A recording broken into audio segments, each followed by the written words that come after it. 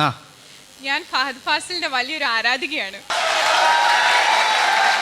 പക്ഷെ ഇപ്പൊ ഭയങ്കര ഒരു വിഷമം. ഇപ്പൊ ഭയങ്കര വിഷമം. എന്താണാവോ? കല്യാണം കഴിച്ച് പോവല്ലേ. ഓക്കെ, ഒരു 10 വർഷോടെ കഴിഞ്ഞിട്ട് മതിയായിരുന്നു.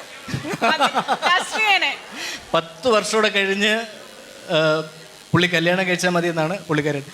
അപ്പൊ നസ്രിയൊക്കെ ഒത്തിരി പ്രായമാവില്ലേ? ഇനി നസ്രിയമാല് വരൂലോ. ചേട്ടൻ ഫിലിമിൽ വന്നു, നല്ലൊരു നടനായി, നല്ലൊരു നടി അടിച്ചുകൊണ്ടങ്ങ് പോയി. ഇനി അനിയന്റെ രംഗപ്രവേശനത്തിലും ഇതുപോലുള്ള രംഗങ്ങൾ പ്രതീക്ഷിക്കാമോ? അതായത് സിനിമയിൽ വന്നതിന്റെ ആകെ ഉള്ള ഉദ്ദേശം ഒരു സിനിമാ നടിയെ കല്യാണം കഴിക്കുക എന്ന. അങ്ങനെയൊന്നുമില്ല. ആക്ച്വലി എനിക്ക് പേടിയാണ് ഈ ഫഹദിന്റെ ബ്രദർ എന്നുള്ളൊരു ടാഗ് ലൈൻ. എനിക്ക് പേടിയാണ്. കാരണം ആസ് എ ആക്ടേഴ്സ് കമ്പയർ ചെയ്ത Fahadh is miles ahead of me. എന്നെക്കാളും വളരെ നല്ല നടനാണ്. അപ്പം ഒരു സാധാ ന്യൂ കമറായിട്ട് ട്രീറ്റ് ചെയ്യണം എന്നാണ് എനിക്ക് ആഗ്രഹം. ഫഹദിന്റെ ബ്രദറായിട്ട് വേണ്ട ഒരു പുതിയ പയ്യൻ, ഏതോ ഒരു പയ്യൻ ഒരു പടം ചെയ്തു, അങ്ങനെ ആ പടം കാണാൻ പോയാൽ മതി എന്നാണ് എൻ്റെ താല്പര്യം. പുള്ളിക്കാരിയുടെ ചോദ്യം അവിടെ അവശേഷിക്കുകയാണ്. സിനിമാ നടിയെ കെട്ടൂല എന്നൊന്നുമില്ല, നല്ലൊരു പെണ്ണെ കിട്ടിയാൽ കെട്ടും. ഇതുവരെ ഈ ഒരു പടത്തിൽ നിന്ന് കിട്ടിയിട്ടില്ല.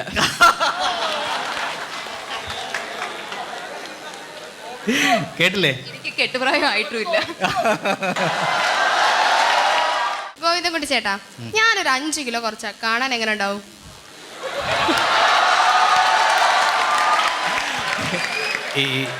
ഇപ്പോൾ തന്നെ സുന്ദരിയാണ്.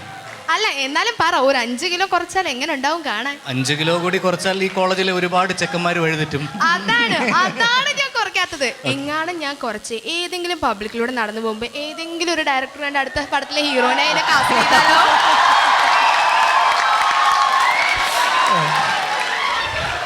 അങ്ങനെ. പക്ഷെ എനിക്ക് അങ്ങനെ ചെയ്യുന്നൊന്നും ഇഷ്ടമല്ല കേട്ടോ. ഇഷ്ടമല്ല?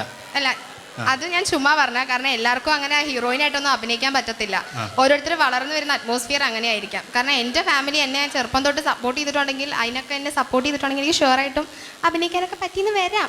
പക്ഷെ എന്ത് ചെയ്യാൻ, എനിക്ക് അങ്ങനെയൊന്നും കിട്ടിയിട്ടില്ല. ബട്ട് നമ്മുടെ ഹീറോയിൻ അഹാന ചെറുപ്പം തൊട്ട് ഒരു ഫിലിം ബാക്ക്ഗ്രൗണ്ട് ഉള്ള ഫാമിലിയിൽ നിന്നാണ് വന്നിരിക്കുന്നത്. സോ മൈ ക്വസ്റ്റ്യൻ ഇസ്, അങ്ങനെ ഒരു ബാക്ക്ഗ്രൗണ്ട് ഉള്ള ഫാമിലിയിൽ നിന്ന് വന്നില്ലായിരുന്നെങ്കിൽ ഫിലിം ഇൻഡസ്ട്രിയിൽ വരുമെന്ന് ചിന്തിക്കാൻ പറ്റുമായിരുന്നു? അതെ, ഒരു ഫിലിം ബാക്ക്ഗ്രൗണ്ടിൽ നിന്നായതുകൊണ്ട് ഞാൻ എന്നും ദൈവത്തിനോട് നന്ദി പറയുന്നു. ഇപ്പോൾ എനിക്കൊരു എൻട്രി എന്തൊക്കെ ആയാലും എൻ്റെ അച്ഛൻ ഈ ഇൻഡസ്ട്രിയുടെ ഒരു ഭാഗമായിരുന്നുകൊണ്ടാണെന്ന് ഞാൻ വിശ്വസിക്കുന്നു. എനിക്കെല്ലാം കുറച്ച് എളുപ്പമായിട്ട് കിട്ടിയത്. അല്ലായിരുന്നെങ്കിൽ ഞാൻ ആക്ച്വലി എൻ്റെ അച്ഛനൊരു ആക്ടറൊക്കെ ആയിരുന്നിട്ടും ഞാൻ അധികം ഇതിനെക്കുറിച്ച് സ്വപ്നം കണ്ടിട്ടില്ല. എനിക്ക് കൊച്ചിലെ ഭയങ്കര ആഗ്രഹമായിരുന്നു ഒരു ആക്ട്രസ് ആവണം. ഒരു 12 years ഒക്കെ വരെ എനിക്ക് ഭയങ്കര ആഗ്രഹമായിരുന്നു. കാരണം ഞാൻ വിചാരിക്കുമായിരുന്നു ആക്ട്രസ് ആവുകയാണെങ്കിൽ നമുക്ക് ഒത്തിരി ഫോറിൻ കൺട്രീസിൽ പോകാൻ പറ്റും, ഒത്തിരി ഭയങ്കര നല്ല ഡ്രസ്സൊക്കെ ഇടാൻ പറ്റും. അങ്ങനെ എനിക്ക് ഭയങ്കര ഫെയറി ടെയിൽ ഇമാജിനേഷൻസ് ആയിരുന്നു. ബട്ട് ദെൻ ഞാൻ വലുതായപ്പോഴത്തേനും ശരിക്കും അതിങ്ങനെ എനിക്ക് വലിയ ആഗ്രഹമില്ലായിരുന്നു. എനിക്ക് വർക്ക് ചെയ്യണം എന്നൊക്കെയായിരുന്നു ആഗ്രഹം. അതുകൊണ്ട് ഇപ്പോൾ ഡ്രീംസ് എന്ന് പറയുന്നത് അത് നമ്മളുടെ ബാക്ക്ഗ്രൗണ്ടോ നമ്മുടെ ഫാമിലീനെയോ ബാധിക്കണം എന്ന് എനിക്ക് തോന്നുന്നില്ല. നിങ്ങൾ എവിടെയാണെങ്കിലും നിങ്ങളുടെ ഡ്രീംസ് യു ഷുഡ് ഡ്രീം, നിങ്ങൾ പെർസ്യൂ ചെയ്യണം. അത് നിങ്ങളുടെ ബാക്ക്ഗ്രൗണ്ട് അല്ലെങ്കിൽ നിങ്ങളുടെ സിറ്റുവേഷൻസിനെ അതൊരു തടസ്സമാണെന്ന് ഞാൻ വിശ്വസിക്കുന്നില്ല. ഞാൻ കൊച്ചായിരുന്നപ്പോൾ ഒക്കെ സ്വപ്നം കാണുമായിരുന്നു. പക്ഷേ എനിക്ക് പേഴ്സണലി തോന്നുന്നു നിങ്ങളുടെ ഫാമിലി ബാക്ക്ഗ്രൗണ്ട് അല്ലെങ്കിൽ നിങ്ങളുടെ സിറ്റുവേഷൻസ്, നിങ്ങൾ വളർന്നു വന്ന സിറ്റുവേഷൻസ് അത് ഒരു തടസ്സമാണെന്ന് തോന്നുന്നില്ല. നിങ്ങൾക്കൊരു ഡ്രീം ഉണ്ടെങ്കിൽ ഡ്രീം ചെയ്യൂ, അതിനെ പെർസ്യൂ ചെയ്യാനുള്ള എന്ത് വേണമെങ്കിലും ചെയ്യൂ. ആക്ച്വലി അഹാന എന്താ പഠിക്കുന്നത്? ഞാൻ വിഷ്വൽ കമ്മ്യൂണിക്കേഷൻ ആണ്. ഏത് വർഷമാണ്? Second year. ഏത് കോളേജിലാണ് പഠിക്കുന്നത്? ചെന്നൈയിലാണ് പഠിക്കുന്നത്. ചെന്നൈയിലാണ്.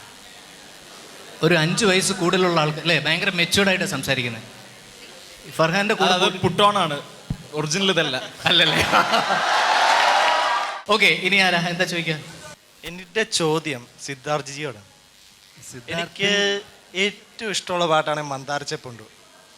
എനിക്ക് സങ്കടം വന്നാലും സന്തോഷം വന്നാലും എപ്പോഴും കേൾക്കുന്ന പാട്ട് തന്നെയാണ്. അപ്പം എനിക്ക് വേണ്ടി ഒന്ന് പാടാം.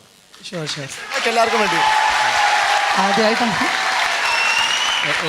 ഒരു സെക്കൻഡ്, ഇത് സന്തോഷം വന്നിട്ടാണോ സങ്കടം വന്നിട്ടാണോ പാടിക്കാൻ? രണ്ടും പാടും.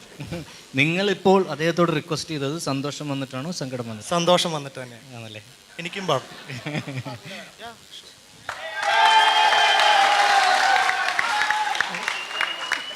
മന്ദാരച്ചെപ്പുണ്ടോ മാണിക്യക്കല്ലുണ്ടോ കയ്യിൽ വാർമതിയേ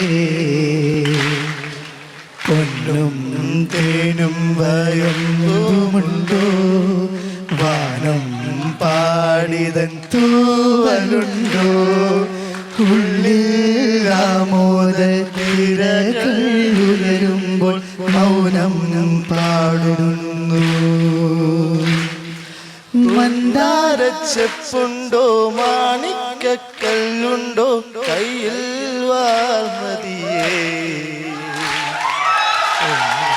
തേനും ഭയമ്പുമുണ്ടോ വാനം പാടിതൻ തൂവലുണ്ടോ ഉള്ളിൽ ആമോദ കിരകൾ ഉയരുമ്പോൾ മൗനം പാടുന്നു. Thank you so much.